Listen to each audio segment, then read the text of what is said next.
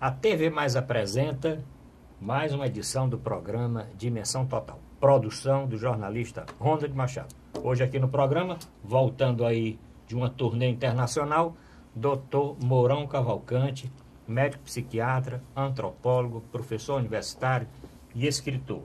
Também o Dr. Zé Maria Filomeno, economista e advogado, colunista do jornal O Estado, debatedor do programa do querido amigo também jornalista Fernando Maia. Doutor Mourão, fale um pouquinho aí da viagem, foi boa? O senhor esteve em Cuba, Estados Unidos, onde mais? Não. Na realidade, eu fui a Miami. E de lá tem voos agora, né? Para Cuba, Havana. E estive em Havana uns 4, 5 dias. Depois voltei a Miami. Na realidade é porque era um encontro de família. Eu, minha esposa e os filhos e netos nas comemorações dos meus 70 anos. Olha aí, parabéns ao doutor Mourão. Esse programa então vai especial em homenagem ao doutor Mourão que completou seus 70 anos. 70 Os anos. ouvintes vão encher de mensagens, vão mandando suas mensagens aí de parabéns para o doutor Mourão Cavalcante. E foi isso. Miami... O que é que o senhor encontrou por lá? Nos Estados Unidos, em Miami e em Cuba? Encontrou alguma coisa diferente das outras viagens que o senhor já fez para lá? Não, é interessante. Ao que interessa também ao telespectador e a nós aqui, Miami está passando por uma grande transformação de tráfego, né? São muitos elevados. Lá, quando você compara com o final desse aqui que tem na Antônio Salles, né? Achando estupendo. Aquilo deve ter uns 100, 200, 300 daquele lá em Miami. E de carro eu não estava dirigindo e podia fazer atenção. Sabe quem está fazendo boa parte dessas obras de Miami? Sim. A construtora Odebrecht.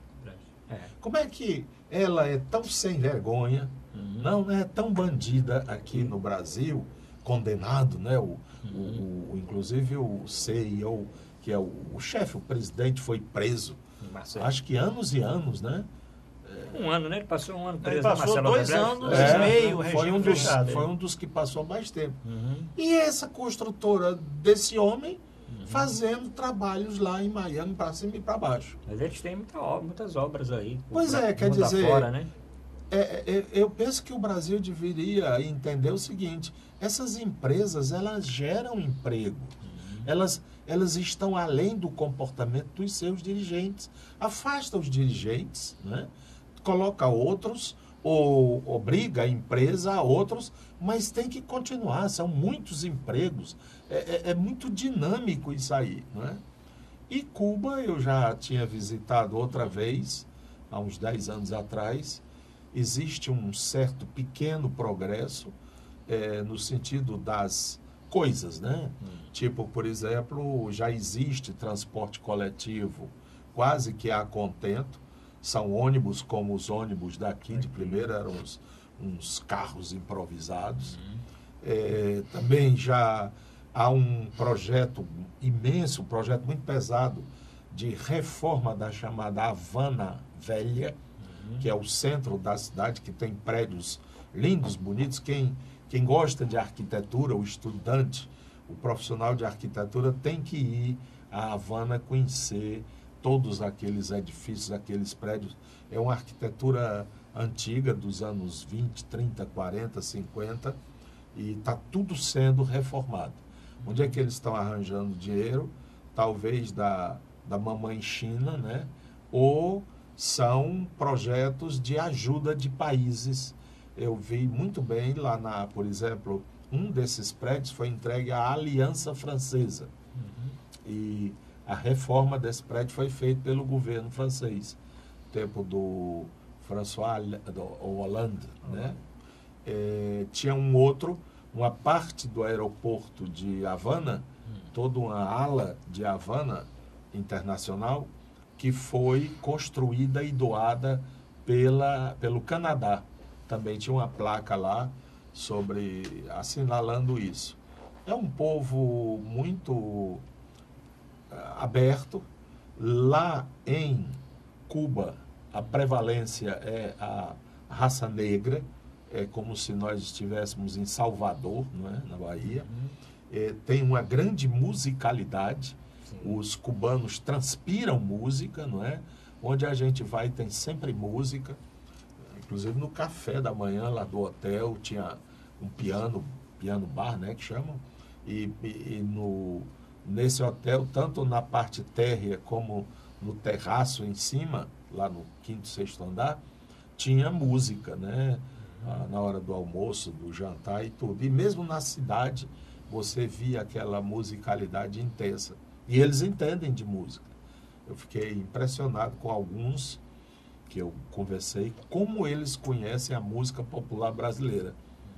Tem inclusive um garçom desse hotel, que nós nos hospedamos, Hotel Inglaterra, é o hotel mais antigo de Cuba, 1875 ele foi inaugurado. E o garçom de lá era um fã mesmo de carteirinha do Roberto Carlos. Ele disse que tinha 83 discos do Roberto Carlos, né? E ele disse que sonhou sair de Cuba, pediu 3 vezes, não deram visto. A 4ª vez ele pediu para a Venezuela e da Venezuela para os Estados Unidos. Mas que um dia ele não aguentou, ele estava em Miami, na Flórida, ele não aguentou quando ele ouviu a música do Roberto Carlos, que era aquela que ele canta, eu voltei, aqui é o meu lugar. O portão. É o portão, né? O cachorro me sorriu latindo.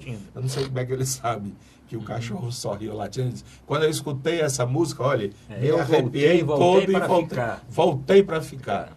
Que aqui é meu lugar. Que aqui é o meu lugar. Foi. Aí ele encontra o quadro lá na parede e tal. É a família, não sei o quê, o cachorro sorriu latindo. Ele disse que quando ouviu essa música do Roberto Carlos, ele disse, aqui não é meu lugar. E voltou e está lá em Cuba e tal. Doutor Zé Maria, Cuba, o senhor teve oportunidade já de alguma vez? Não tive a oportunidade. Vamos levar o doutor Zé Maria, né? Não tive a oportunidade de visitar Cuba ainda. É um desejo meu, mas brevemente eu vou ver se daqui para o fim do ano eu volto. Farei já tive algumas vezes. Essa visita. Agora, Cuba realmente tem um patrimônio histórico, arquitetônico muito rico, né? Você tem vários prédios históricos de Cuba, que são inclusive tombados pela Unesco, são patrimônio histórico da humanidade. E Cuba, mesmo antes da Revolução Cubana, né, de 1959, Cuba, durante o final do século XIX e meados do século XX, já era uma economia pujante. Era o país mais desenvolvido ali da região caribenha, da América Central. A comércio, né, a indústria do fumo, né, e da madeira também sempre foi muito forte em Cuba. E da bebida também, né, do rum, e da cana de açúcar, né? E então Cuba sempre teve se fala muito da questão da educação em Cuba. Cuba já tinha índice de educação, de alfabetização, níveis muito acima da média da América Latina, mesmo antes, né, da Revolução Cubana. E a questão da abertura econômica tem propiciado, né, grandes investimentos em Cuba, e empresas estão se instalando em Cuba, principalmente na área de turismo. Os cubanos, 30% da renda dos cubanos é proveniente de transferências de exilados, né, de parentes, que, principalmente dos Estados Unidos, alguma parte também da América Latina, né, dos outros países da América Latina, mas basicamente dos Estados Unidos. Bom, a Flórida, na realidade, é um estado latino-americano, né? Na Flórida, eu posso falar mais de Miami, você pode tranquilamente falar espanhol. E se você não entende quando eles falam rápido, né, você pede, fale mais devagar, que eu lhe entendo. E dá para entender. A questão da Odebrecht, realmente as pessoas não têm uma noção da potência que é o grupo Odebrecht. Porque se ele não tivesse também essa potência, ele tinha quebrado, né? Sem dúvida. A Odebrecht está presente em mais de 100 países, tem obras aí de infraestrutura, obras viárias no mundo inteiro.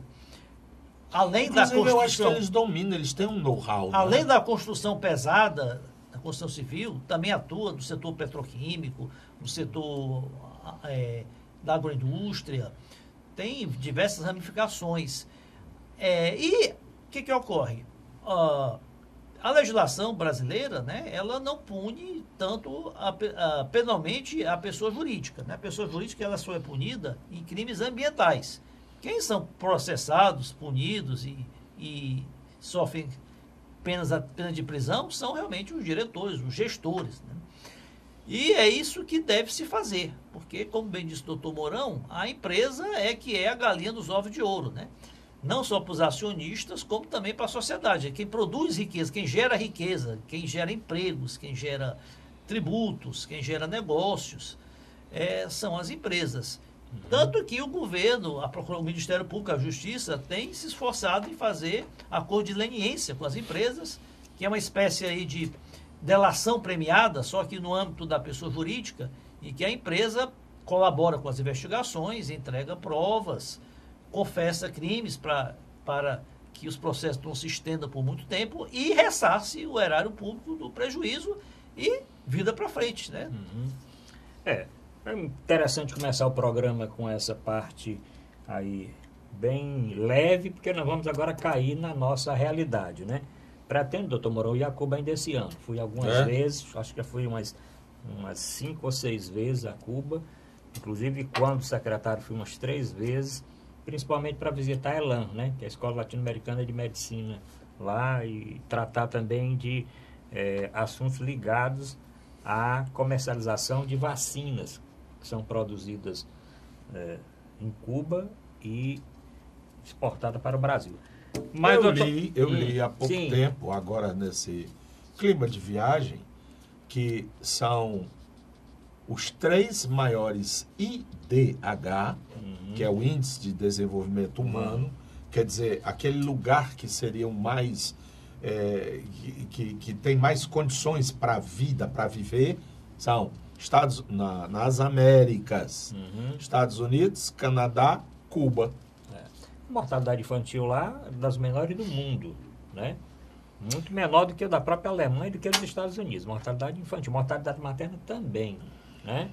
Bom, mas vamos deixar isso para o próximo programa, porque nós vamos ter que chegar aqui no nosso Brasil. A outra coisa que me chamou muita atenção é que é raro você ver uma pessoa obesa, gorda, gordona, né? Aqueles bólidos como você encontra nos Estados Unidos. Não tem comida, né? Não tem disponibilidade de comida. Não, mas também... Não, abastecimento... Não, tem. A comida eles já não passam fome. A primeira vez que eu estive lá, a gente percebia. Não, eles não estão passando fome. Não tem mais assim. Agora, a comida é naturalmente regrada e muita atividade física. Né? E eles andam muito a pé. Onde você já não verá mais gente gorda também na Venezuela. Né? Os venezuelanos, nos últimos 6 anos, perderam 11,3 quilos. 11 quilos e 300 gramas em média. A média. Mas vamos voltar aqui para o nosso dia a dia. Doutor Mourão, o senhor estava viajando aí, não sei quantas pesquisas, as coisas mudaram um pouco. O Lula deixou de ser candidato, quer dizer, não pôde ser candidato, indicou o Haddad. Como é que o senhor encontrou aí essas pesquisas? Tem uma pesquisa de hoje, saiu CNT-MDA, mostrando o candidato Bolsonaro com 28,2%, o Haddad já com 17,2%, se distanciando e ficando isolado em segundo lugar, o candidato Ciro Gomes com 10,8%, o Alckmin caindo para 6,1%, a Marina despencou de vez agora para 4,1%, o Amoedo 2,8%, o Álvaro Dias 1,9%, Meirelles 1,7%, Daciolo 0,4%, Boulos 0,4%, a Vera 0,3%, Emael 0% e o João Goulart 0%. Como é que o senhor encontrou aí a campanha política? Teve o problema da facada que o Bolsonaro levou? Como é que o senhor... Mesmo tendo menos tempo para acompanhar, mas hoje esse fenômeno da internet, né? De você com esse aparelho poder estar contactado com o mundo, os principais cenários, claro que a gente acompanhou. E como já está com... Lá em Cuba, o senhor teve acesso à internet com facilidade? Só no hotel. Eu tinha. Na cidade. Na cidade, não. Mas no hotel é possível, eles dão uma senha, né? A senha do hóspede, né? E aí você tem acesso como aqui. Mas na rua vai escapando alguns lugares, tem outros não tem, né? regular.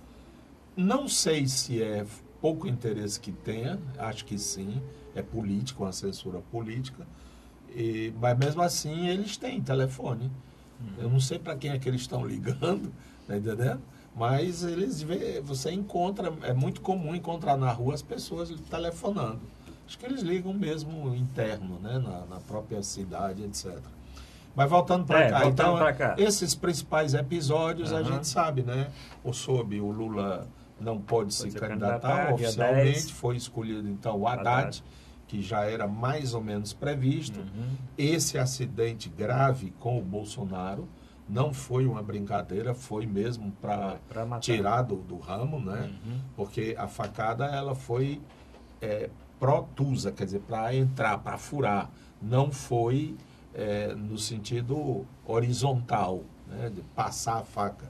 Ela foi enfiada, como se diz. Para pegar um órgão importante ou uma artéria importante. E dizem que foi de baixo para cima. Né? Estacada, né? Ele ia pegar, inclusive porque o agressor teve que passar por cima de uma certa segurança que existia. Senão ia pegar mesmo, era no tórax. Né? Pois bem, isso é lamentável. Inicialmente a gente viu notícias de que teria sido alguém do PT, o cara era inclusive eu li isso, né? Era o coordenador de política da campanha de Dilma. Depois fake news.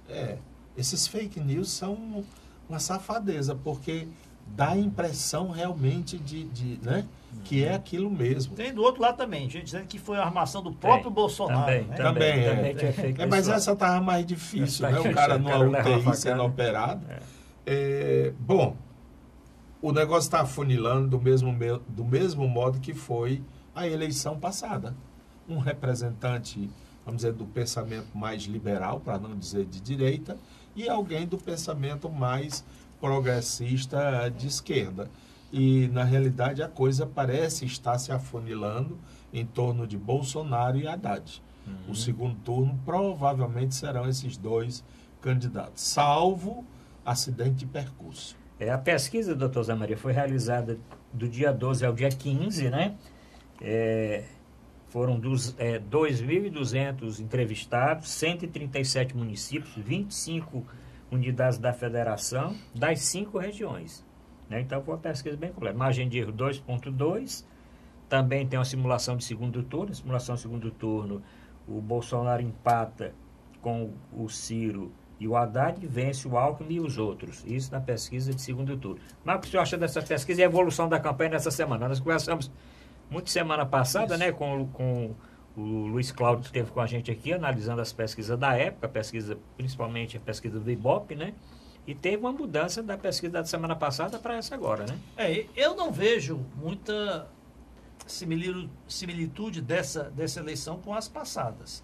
Nós temos um fenômeno novo nessa eleição, que é a figura do Bolsonaro, que é realmente um candidato ideologicamente de direita, talvez até de extrema direita, e só que os eleitores dele não são todos de direita. Ele está captando aí eleitores de vários espectros, né? Ele conseguiu personificar um sentimento de ruptura do sistema atual. Logicamente que tem eleitores que se alinham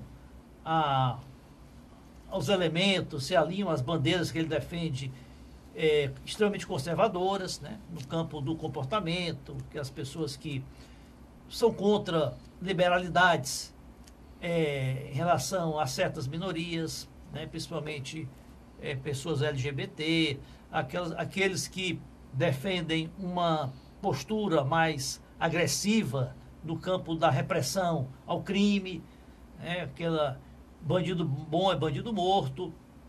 Então, o PSDB, não vejo ele absorvendo o que representa o PSDB. O PSDB é um partido aí social-democrata, que o PT botou ele mais à direita, né? O PT empurrou um pouco o PSDB para a direita, mas o PSDB não é um partido de direita, é um partido de centro que tem alguns filiados que podem até ser colocados como de direita. Então, eu acho que é uma eleição atípica nesse sentido. Se esse espectro eleitoral, se essa força política nova que está se personificando no Bolsonaro, se ela vai se reproduzir, vai se solidificar na política brasileira em outras eleições, eu não sei, não posso dizer. Vai depender muito do desenrolar dessa eleição. Pode ser que, supondo que o Bolsonaro perca a eleição, na eleição seguinte, na próxima eleição, talvez. Nem ele, nem ninguém que representa esse espectro político dele se destaque tanto. Agora, sobre as pesquisas todas elas, né, desde as últimas da semana passada, do Ibope, do Datafolha da semana passada, já estão capturando uma transferência de votos do Lula para o candidato Haddad. Né? Ele está crescendo. E o Bolsonaro também estão capturando que o Bolsonaro está se consolidando e avançando também. Agora, onde vão chegar, ainda é cedo para diagnosticar. O que a gente tem que ver é a tendência, né? Então, a tendência, você vê uma curva, né? Uma curva de ascendência rápida do Haddad, de consolidação cada vez mais do Bolsonaro e de candidatos que estão desidratando rapidamente. A Marina, uma que perdeu mais de 50% das suas intenções de voto. O Alckmin também é outra surpresa nessa eleição, é que o efeito do tempo de televisão não está se concretizando.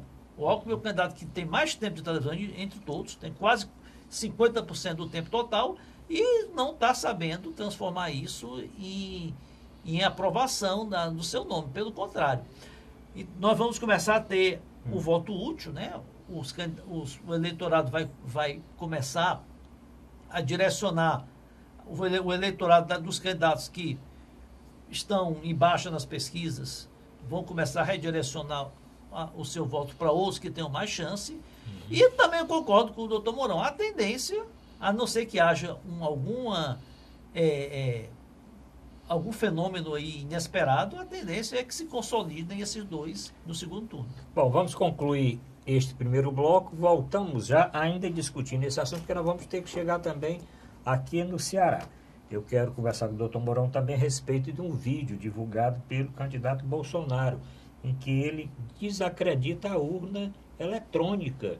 Né? Passou uns 20 minutos de um vídeo, né, que foi feito, postado numa rede social, em que ele desacredita a eleição, quando ele foi eleito 7 vezes com essa urna. A respeito disso, inclusive a repercussão nessa semana. Voltamos já.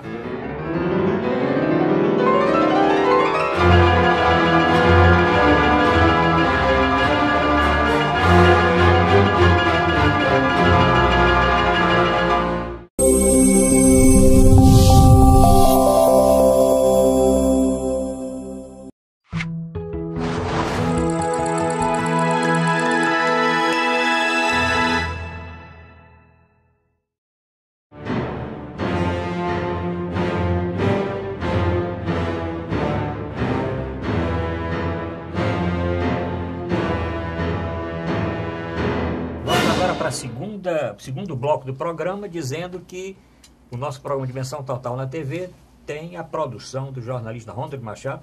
Não falei no primeiro bloco, mas vou falar agora. Encaminhe sua mensagem para o WhatsApp do programa, aqui Fortaleza 85 99925 1122. Se o telespectador quiser rever programas anteriores e assistir o nosso ao vivo, entre no site da TV Mais, tvmais.org, ou no nosso portal na internet, portalrudabasta.com.br.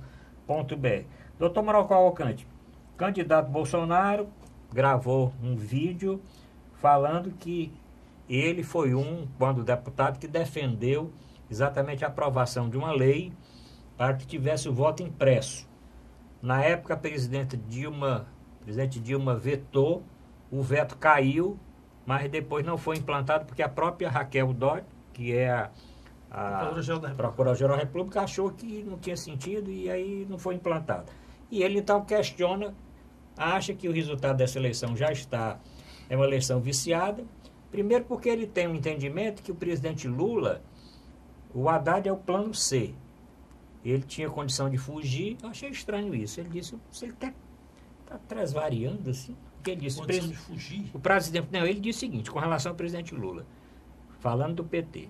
que o presidente Lula, isso é um plano do presidente Lula. Ele teve condição de fugir para não ser preso e não fugiu. Por que não fugir? Se todos fugiriam e o Lula não fugiu. Porque ele tinha um plano. Mas quem são todos que fugiram? Não, ele disse lá. Ele veio dizer que todos da condição do Lula, Sim. né, fogem e o Lula não fugiu.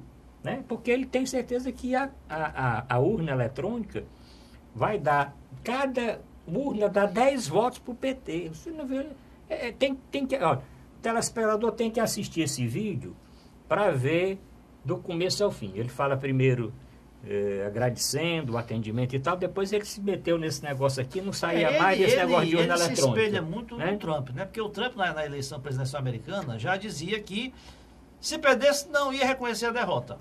Que a derrota, porque seria fruto de fraude. Então, acho que ele está se espelhando muito. Mas, doutor Mourão, diga aí, com relação a isso, acredita nessa urna eletrônica? Bom, ela até hoje não deu, assim, motivos evidentes para se crer que seria capaz de fraude.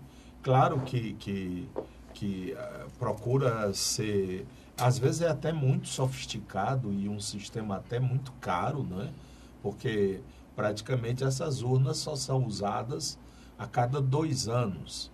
Vai se usar agora para a eleição de presidente, governador e tal, mas agora só para prefeito daqui a 2 anos. Então, é muito equipamentos, muitas, né?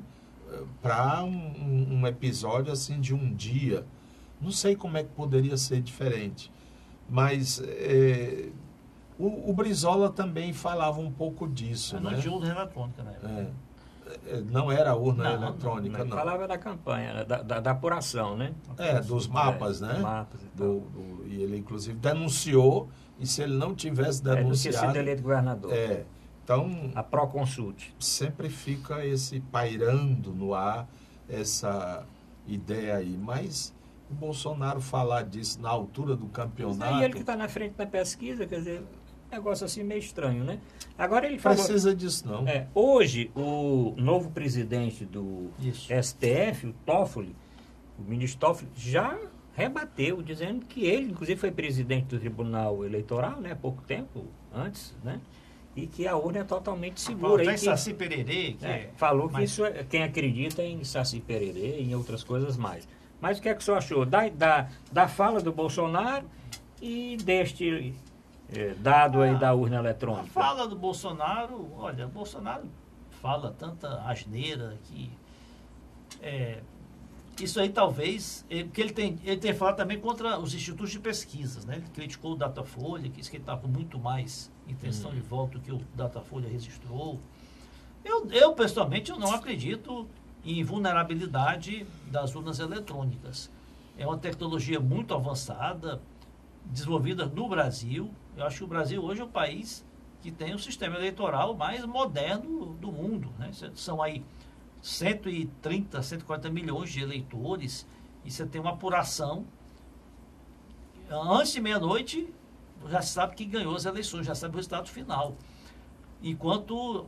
alguns países, os Estados Unidos, por exemplo, passam vários dias contando os votos, contando voto manual, e não é uma coisa ainda muito atrasada, você riscar um papel e botar numa urna. Não vejo, já se fizeram várias inspeções de urnas, várias auditorias, nunca se encontrou nenhuma fraude, né? nenhuma corrupção em urna eletrônica. Então, acho que esse é um assunto que já ultrapassado. Se existe realmente um projeto, acho que já foi até aprovado, mas ou na Câmara do Senado, mas... É um projeto do próprio. Esse projeto que para que se imprima o voto. Mas o custo disso é enorme. Né? Diz que o investimento para se viabilizar a impressão do voto é muito alto e acho que isso não é prioridade. Eu acho E outro questionamento que surgiu, que aí que o voto não ia ser secreto, porque ia imprimir e o voto impresso poderia não... Ou seja, as pessoas poderiam exigir, rapaz, é o seguinte, tu votou em mim, agora tu traz o voto impresso para mim. A pessoa não leva não, ficaria numa urna. Você depositaria numa urna para se conferir. Ao terminar, você tira lá e colocava numa urna para tentar checar. Se houvesse qualquer dúvida, então abre aquela urna. Então, para que essa outra eletrônica? Tem muito questionamento. E depois o seguinte, é um país extremamente complexo, né? Uhum. Como é que você pode fraudar do Iapoque ao Chuí? Pois é. Tá? Que ali num determinado município, ou até num estado, possa haver alguma coisa, é plausível.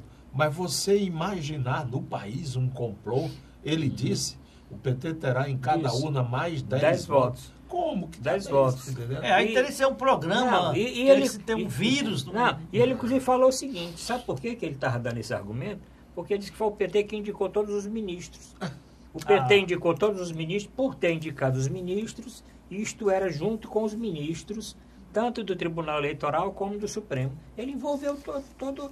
Eu acho que não teve uma repercussão maior essa fala, porque realmente até ele falando com aquela sonda deitado e tossindo, e de vez em quando... era dentro do hospital da UTI? Na UTI ontem, rapaz. O filho dele forçando o pobre, eu até achei que os médicos não devem concordar com isso. Não devem, mas né? aí os médicos têm que dizer, olha, não porque pode... da outra vez ele já complicou, fez a segunda cirurgia, porque ele foi reoperado, também porque não teve nenhum tipo de repouso pós-operatório, né? E ele lá, cansado, parava de falar, tossia, fechava os olhos e tal, e colocava outro tema e misturava coisa. O Mourão, nós vamos falar que não é o nosso Mourão aqui. Não é o doutor Mourão. Não é o doutor Mourão. Não há parentesco. Esse Mourão aí, ele é de Minas, do Rio Gaúcho, Grande do Sul. né? Não, mas os pais foram para lá. Mas ele não é... Então, já que eu puxei o do Mourão, do Gaúcho Mourão, de cepa, o que é que o Mourão disse hoje, o vice do Bolsonaro? Ele disse o seguinte, primeiro que é preciso relativizar o que o Bolsonaro disse. E não tem sentido. Mas ele disse uma coisa que eu queria que o senhor falasse, que o senhor deve entender isso. Ele disse que família de mãe e avó, tá certo? É uma coisa maravilhosa para os traficantes. Agora, quando tem pai e avô, os traficantes fogem, porque os jovens das zonas mais carentes, que não tem o avô, tem uma avó, e não tem o pai, tem uma mãe, estes são os que se drogam mais. Bom, ele deve ter alguma estatística disso, né? O que a gente pode dizer, e eu conheço um pouco o assunto, é que as famílias de pais separados, a vulnerabilidade do jovem é maior. E isso é estatístico. Se você pega jovens envolvidos seriamente com drogas, realmente os chamados toxicômanos, aqueles que são realmente dependentes, a maioria deles provém de família de pais separados. Essa é uma evidência estatística. Mas daí a dizer que é o pai, que é a mãe, não sei o quê. Aliás... pai separado eu já tinha escutado falar, mas não que se o filho é criado pela mãe e pela avó, é diferente do filho criado pelo pai e pelo avô. Eu acho até que a avó tem até mais carinho, mais proximidade do neto, do que o avô, que trabalha às vezes mais, ou o pai, que tem outras atividades. Eu não sei de onde é que ele tirou isso. Eu sei que... É da cabeça dele, rapaz. Deve ser da cabeça dele. Diz aliás, que é uma fábrica de desajustados. É uma fábrica de desajustados, aquele rapaz que é criado pela mãe e pela avó. E uma fábrica de ajustes quando é criado pelo avô e pelo pai. Essa é mais uma demonstração de como esse meu parente, vamos dizer que seja, porque Mourão é tudo mesmo ramo. Da mesma família. E eles vêm lá, nós viemos de uma cidade do interior de Portugal, já fronteira com a Espanha, já lá no Algarve. Tem lá, eu visitei. Sim. O ano passado, a cidade de Mourão. Tem um grande forte lá, um forte do tempo ainda dos mouros. Daí é que vem o nome, Mourão. Pois bem, esse general, ele está querendo ser sociólogo e antropólogo, né? Porque na entrevista na Globo News que eu assisti, ele diz, os repórteres retomaram um tema que ele andou falando, né? Que o Brasil é o que é, sim, porque nós temos os índios que são dolentes, né? Dolentes, que não querem nada com a vida, que vivem aí contemplativos, dos negros que são malandros, né? Malandros, e dos portugueses que são velhacos. Aí um dos jornalistas apertou nessa entrevista de onde foi que ele tirou isso. Aí ele fala, não, isso está na nossa história, os sociólogos falam, inclusive Gilberto Freire. Aí aquele jornalista que é de Pernambuco, o Camarote. Gerson Camarote. Onde foi que o senhor tirou isso lá do Gilberto Freire? Ah, tem lá no livro Casa Grande Serra. Não, general. Ele diz o contrário. Ele fala de que os negros trouxeram uma grande contribuição cultural ao país. Então, não, mas isso a gente vê na história, ele tergiversou, pegou o beco. Né? É verdade. Aliás, aquela entrevista é muito pobre. Ele totalmente esquivo, achando graça, querendo ser... General, ou tem a cara fechada ou não é general, né? Ele quis ser muito É educado. como esse que é candidato aqui a governador, é muito simpático pro meu gosto, como general. Eles têm que ter mais um jogo de papel, quer dizer, consentâneo com o general. Não precisa ser um Newton Cruz, né, que queria também dar porrada Todo mundo. em repórter, jornalista, mas querendo ser simpático, querendo fazer xiste, brincadeira, não dá certo não, general. Aliás, esse episódio aí do general, essa fala do general, como outras, né, tem que nos chamar a atenção da figura do vice, né? Porque se vota no Bolsonaro, vota no Haddad, vota no Ciro, e as pessoas esquecem que estão levando a reboque o vice. E o vice, potencialmente no Brasil, tem assumido. Os últimos 5, 6 presidentes, 3 os vices que concluíram os mandatos, né? Então, as pessoas têm que se preocupar com a fala com o Mourão, com a vice do Haddad, que é a Manuela Dávila, que eu considero totalmente despreparada para vir assumir a presidência da República. E é uma possibilidade concreta, né? O vice do Tancredo assumiu, tirou o mandato inteiro. No caso, o Sarney. O vice do Collor, o presidente seguinte, o Collor também, o vice tirou metade do mandato, em função do impeachment, Itamar Franco. O vice da Dilma também, o Temer, todos, né, estamos vivenciando a história. Então, e no Brasil não, o vice, ninguém se preocupa com quem é o vice, se o vice tem alinhamento até com, no caso do Bolsonaro, até acho que existe um alinhamento aí do general Mourão com o Bolsonaro. Eu até defendo que devia se retornar ao sistema eleitoral que tínhamos na Constituição de 46, né? Que a eleição do vice era separada. Você votava para presidente e votava no vice. Né? Então, eu acho que daria mais legitimidade ao vice. Era a velha história do gato era a velha história do gato e o rato, não era também? Que elegeu Jânio Quadros e João Goulart. Exatamente. Né? Bom, eu só não concordo com o doutor Zé Maria quando fala da Manuela Dávila. Não, eu sei que você é simpático, mas não é só simpática, não é porque eu realmente até conheço um pouco. Olha, uma pessoa que foi líder estudantil, é jornalista, formada jornalista, foi deputada federal, líder de um partido, deputada estadual. Eu acho que ela tem a ideologia dela muito arraigada, mas eu acho que ela é mais centrada. É uma mãe, eu acho que ela não tem... Ela não tem... Não, eu estou dizendo o seguinte, ela não tem uma vida que não possa recomendar para ser vice. Tá? Dentre outros vices que já aconteceram, eu acho que ela até é super preparada para ser vice. Eu infelizmente, embora ideologicamente o senhor possa não concordar. Ela parece mais candidata a presidente da Uni. As bandeiras que ela levanta, né, são bandeiras aí, chavões ainda dos anos 50, 60. Vamos combater o imperialismo americano. Né? Vamos instituir a ditadura do proletariado. Vamos... o problema do Brasil é o mercado, é o sistema financeiro. É porque o senhor está assistindo só essa partezinha da entrevista. Então, eu vejo ela ainda... Ela tem dado entrevistas muito Ela não é a resposta, eu não vejo ela... Ela se saiu muito bem no Roda Viva, na entrevista que deu no Roda Viva. Nas entrevistas longas que ela deu, com tempo para a resposta, ela foi bem. Eu tive a pachorra e agora eu estou gostando muito porque com esse celular, né, eu tenho um programa aqui que eu escolho no YouTube, né, e jogo para a televisão e a televisão apresenta como se fosse o programa naquele momento. Foi aí que eu escutei a entrevista do general Mourão, que já passou, né, alguns dias, e também o da Dávila, da Manuela, né? E eu fiquei impressionado com a velocidade de raciocínio dela. Ela ainda é mais veloz do que o Ciro, né? Que o Ciro ele pega no ar. E ela é muito hábil, muito inteligente. E ela tem um conteúdo e uma base muito grande. Eu pensei que era clichê, né? Mas ela tem fundamentação. Agora, ela fala tão rápido que você tem que fazer um esforço muito grande para acompanhar o raciocínio dela.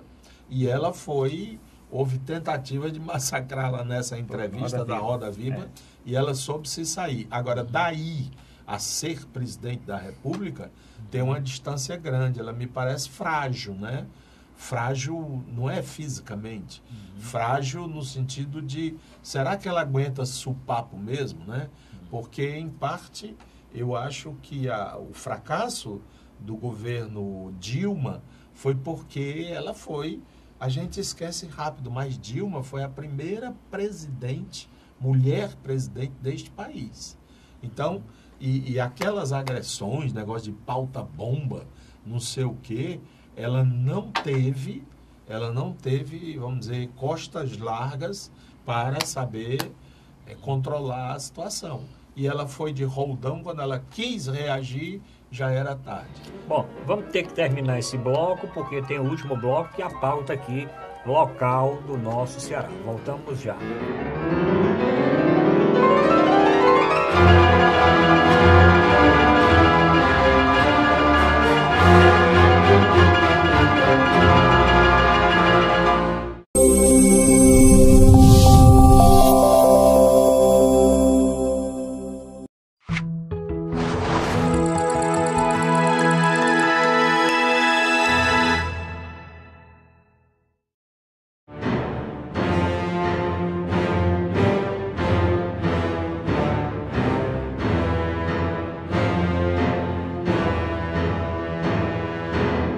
Agora para o terceiro bloco do Dimensão Total, lembrando a produção do Ronald Machado, o WhatsApp do programa 85999251122, o portal na internet, portalrudabastos.com.br. Agradecendo a audiência que tem aumentado dia a dia, agradecendo a mensagem do último programa que nós fizemos aqui, debatendo as últimas pesquisas, que teve uma repercussão enorme, inclusive em todas as redes sociais. Doutor Mourão Cavalcante, vamos falar aqui do Ceará. Olha, o candidato ao Senado, Girão, sim, né, ele está acreditando Eduardo Girão, ele está acreditando que vai ocupar a segunda vaga no Senado.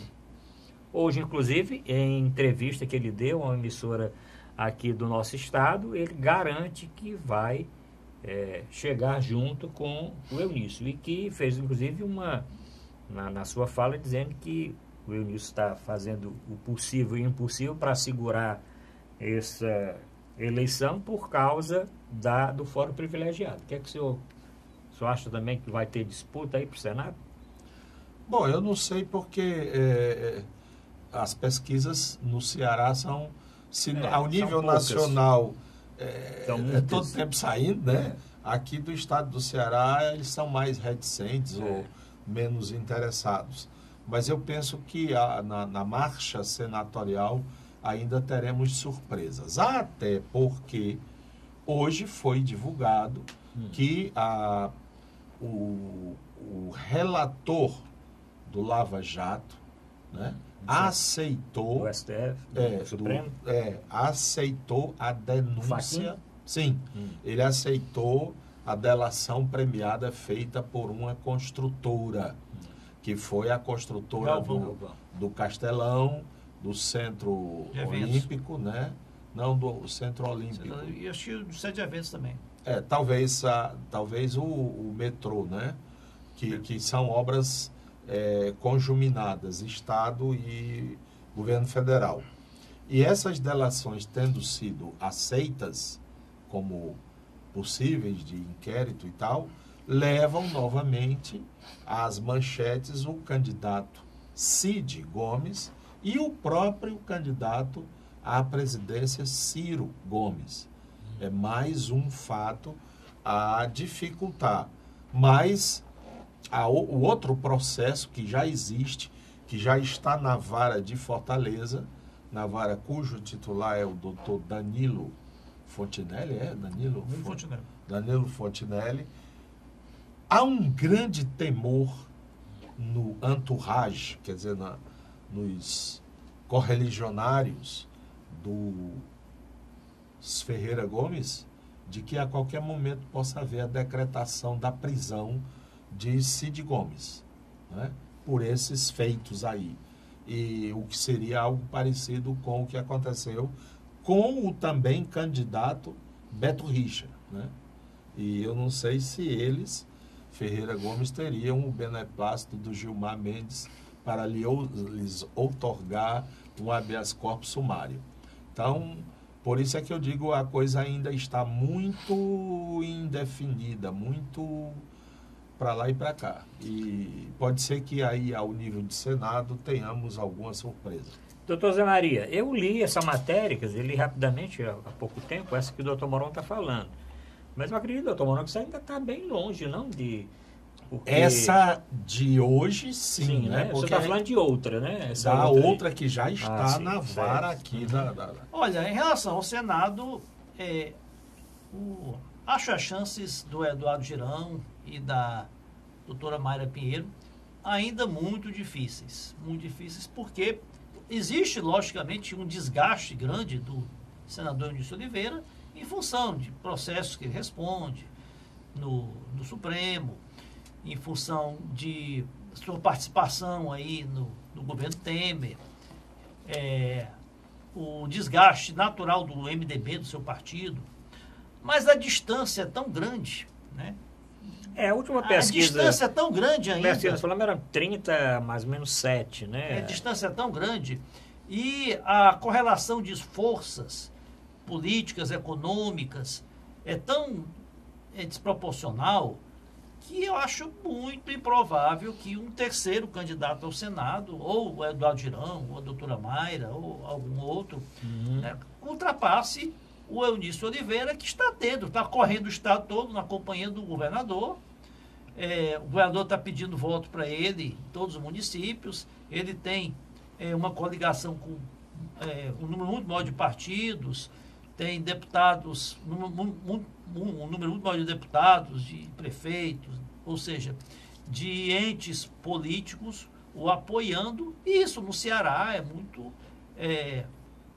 pesa muito na eleição no estado do Ceará, em que a máquina pública, a máquina política, ela tem uma atuação muito determinante no resultado da eleição.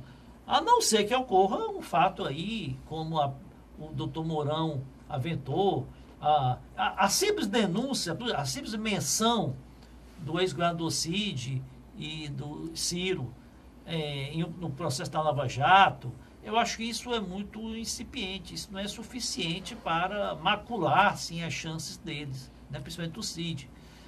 Porque o eleitorado, as pessoas estão habituadas já, e a grande maioria dos políticos estão envolvidos em processos na justiça, então um a mais, um a menos, isso não é, lamentavelmente, isso é tolerável pela grande parte do eleitorado. Agora, não, uma prisão, como ocorreu com o Beto Richa, não, aí muda totalmente o cenário. Mas não se sabe, né? São processos que correm em segredo de justiça, não se sabe se existe essa possibilidade para os próximos semanas ocorrer. Eu acredito que não. E a outra coisa, né, doutor Zé Maria, o senhor deve estar lembrando, semana passada, quando aquelas duas denúncias, uma do Haddad e outra no Alckmin, né? Isso. O Conselho Nacional de Justiça entrou com uma, não sei bem como é o nome, representação contra o promotor, não é isso? O Ministério Público. O Ministério Público que fez a denúncia. Por que fazer a denúncia naquela semana? E pode ser que isso arrefeça um pouco, não sei.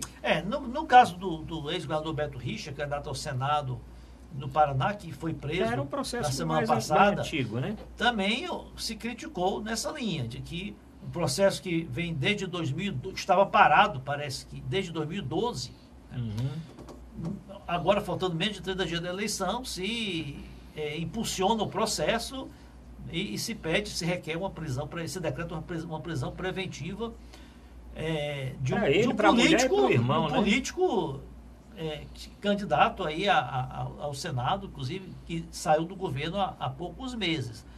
Então, o mesmo pode se enquadrar aí. É uma situação muito semelhante ao do Cid, né?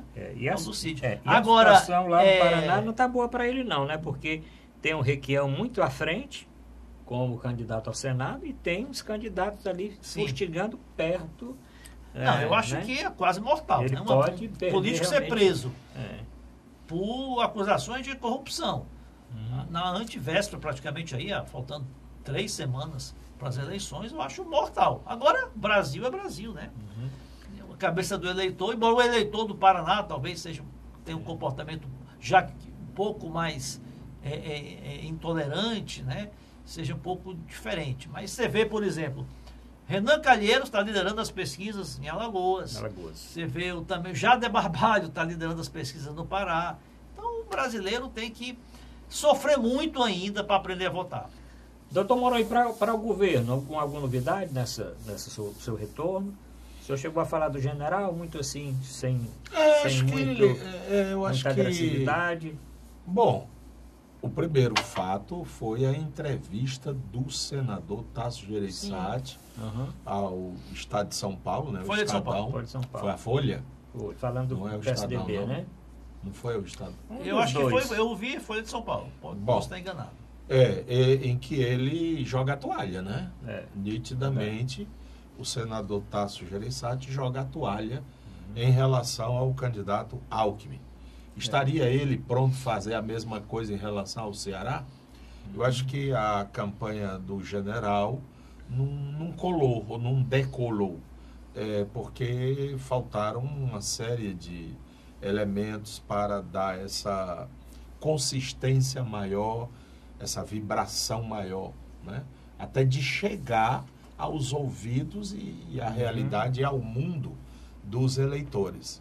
Faltaram condições materiais? Acho que não. Não é esse o problema. O problema é condições políticas mesmo.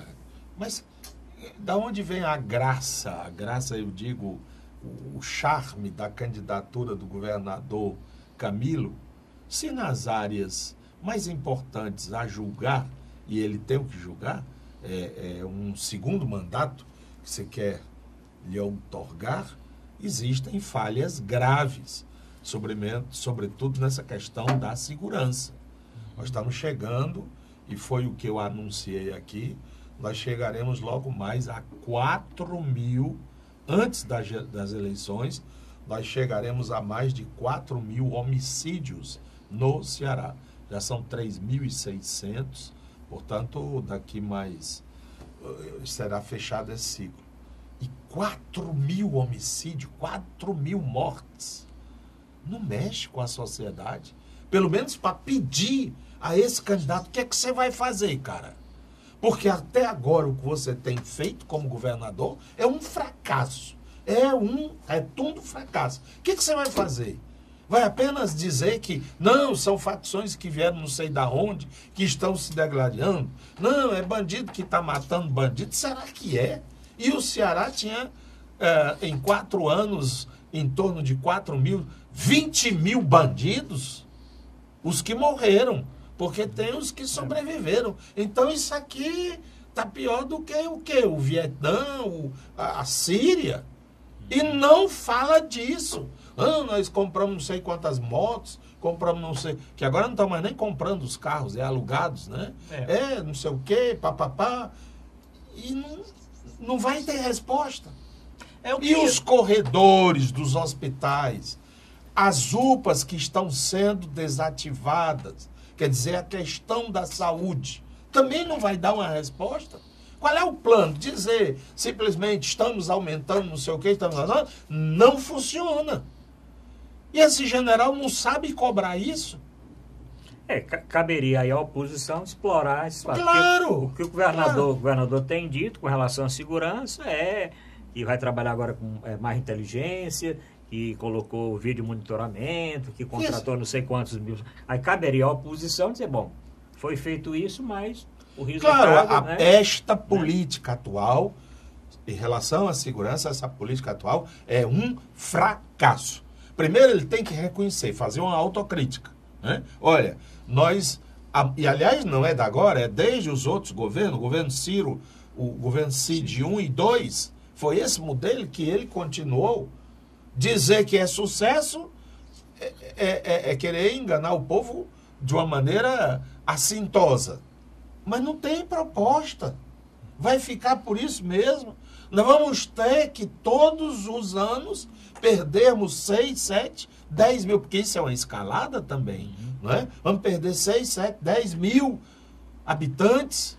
A questão que eu vejo é a pessoa do candidato. O general tem muitos predicados, é uma pessoa muito simpática, muito preparado pelo seu histórico. Agora é um candidato que não tem empatia. Então, e não tem identificação com a população. O candidato surgiu agora, surgiu do nada para ser candidato a governador. O que estranha é que as pesquisas que eram feitas no início do ano, fevereiro, março, abril, quando se colocava o capitão Wagner como candidato a governador, ele tinha aí 32%, 33%. E isso não foi transferido, né, para o general. Então, não é... mas é porque o capitão Wagner bota o dedo na ferida e esfrega, a questão, né? é do candidato. O general é todo tempo rindo. Eu não entendo isso. Com essa situação do estado do Ceará, não é para estar rindo, não, general. Aí o slogan diz o contrário do que é o homem. É, bota moral, né? Bota moral. O general. que é botar moral, rapaz? Não é botar moral, não. Bota ordem, né? Bota vida no coração das pessoas. Não é rindo. Não dá. Bom, estamos quase no final do programa. Doutor Zé Maria, mais alguma coisa? Não, olha, acompanhar... O senhor viu essa declaração do Alckmin dizendo que o problema do PSDB foi ter se aliado com o Temer. Não foi do Alckmin, foi do Alckmin? Não, o Tasso dizendo que a situação eleitoral do PSDB, que não é só do Alckmin, mas também em outros estados, e de candidatos ao Senado e tudo, veio porque o partido se aliou ao Temer, que não deveria ter se aliado. É mais do que isso. Ele diz que o erro do partido foi, primeiro, colocar dúvidas na eleição. Sim, que na época o Aécio era o presidente do partido e levantou suspeitas. Ele disse que isso não é tradição na República. Falou também. Segundo, ele falou que desde o primeiro dia o PSDB articulou, não é? Sim. Articulou a derrubada, da queda da Dilma. Terceiro, foi atrás daqueles que realmente detonaram esse processo através das histórias das pautas bombas, inviabilizando o gogoverno. Ele faz o mesmo. Em relação... Eu concordo em partes e discordo em outras.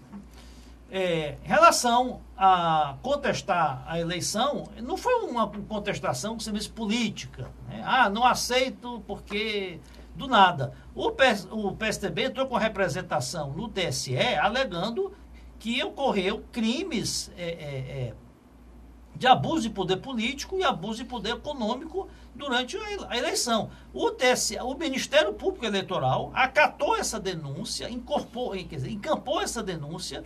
Esse processo foi o maior processo que já tramitou na Justiça Eleitoral Brasileira. O ministro Herman Benjamin, o relator, fez um relatório magnífico, apurou realmente que teve milhões de Caixa 2, teve dinheiro desviado da Petrobras na campanha, teve pagamento no exterior, em contas no exterior aos marqueteiros.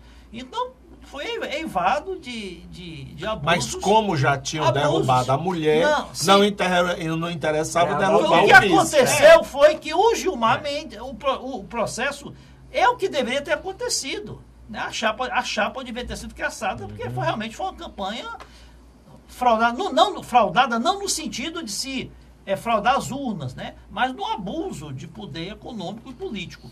Agora, como você bem disse, o Gilmar Mendes, que se posicionou durante o processo todo favorável a reconhecer né, que ocorreu realmente crime eleitoral, como a Dilma já tinha sido empichada, né?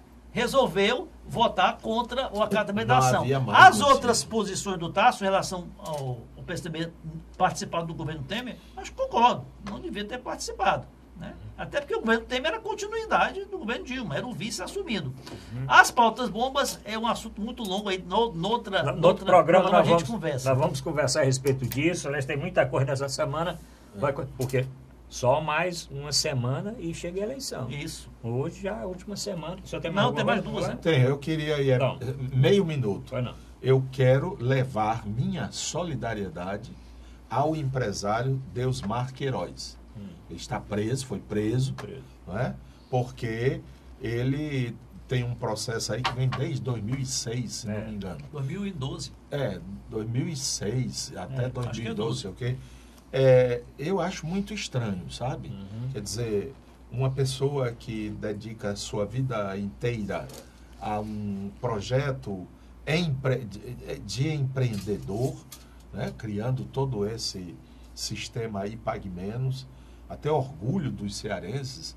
Quantas vezes eu viajando aí Brasil afora, Cuiabá, Feira de Santana, Porto Alegre, São Paulo e tal, tinha lá Pague Menos. A gente tinha um sentimento assim, isso aí é uma embaixada do Ceará. Um homem que pegou o dinheiro que tinha ou que tem e investiu. São 16 mil empregos. Né? Aí, de repente, esse homem está preso. Será que... Diz a lei, eu fui procurar, não sou jurista, mas diz a lei que a pessoa deve ser presa, detida, quando há perigo de que ela fuja. Não, mas aí é Porque a prisão preventiva, né? Você Sim. já está cumprindo pena. Não, aí vem os foi os condenado. artifícios e artefatos, A né? lei com o sistema financeiro, não é isso? O sistema financeiro. Pois né? é. O sistema financeiro. Sim, mas eu estou dizendo, ele tem residência fixa, ele tem um local, ele vai embora para onde? Mas aí não é prisão preventiva, ele já está cumprindo a pena. Da segunda Não, instância. não. Ele não tá- Cumprindo pena é quando é transitado e julgado. Mas Não já foi. foi transitado. Não, senhor. Vai quando passa do Supremo. Mas é Isso a aí questão, está a aprendido. questão Pode da recorrer, segunda né? instância. Não, ele pode recorrer, eu estou parecido dizendo. com o do Lula. Mas é igualzinho, Não, mas não é- inclusive. não foi só do Lula. foi decretada a prisão dele baseado É. no que o Supremo decidiu. Se já tiver passado por duas instâncias, É. já pode ser preso. Então, assim como eu levantei a voz contra a história Sim, do sim. Lula, estou levantando agora contra a história do Deusmar.